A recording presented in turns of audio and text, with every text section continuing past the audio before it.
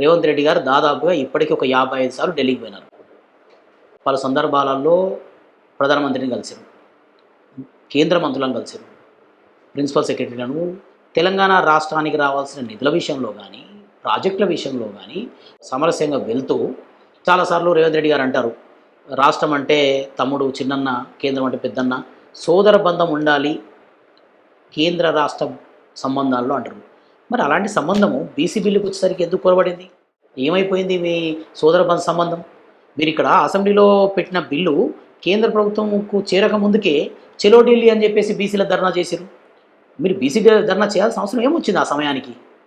మీరు అఖిలపక్ష సభ్యులను తీసుకెళ్లి ప్రధానమంత్రిని కలవడము, రాష్ట్రపతి గారిని కలవడము, సంప్రదింపుల ద్వారా సామరస్యపూరితంగా జరగాల్సిన సమస్యను మీ రాజకీయ అవసరాల కోసము దాన్ని జటిలం చేస్తూ దాన్ని ఏం చేశారు, చెలో ఢిల్లీ అని చెప్పేసి తీసుకెళ్ళి ఆ బిల్లు పైన కేంద్ర ప్రభుత్వమైన బురద జల్లే కార్యక్రమం చేశారు.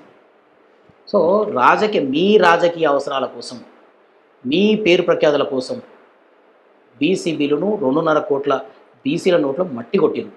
ఇప్పటికైనా సరే రేవంత్ రెడ్డి గారు అఖిలపక్ష సభ్యులను తీసుకొని ప్రధానమంత్రి గారిని కలవాలి.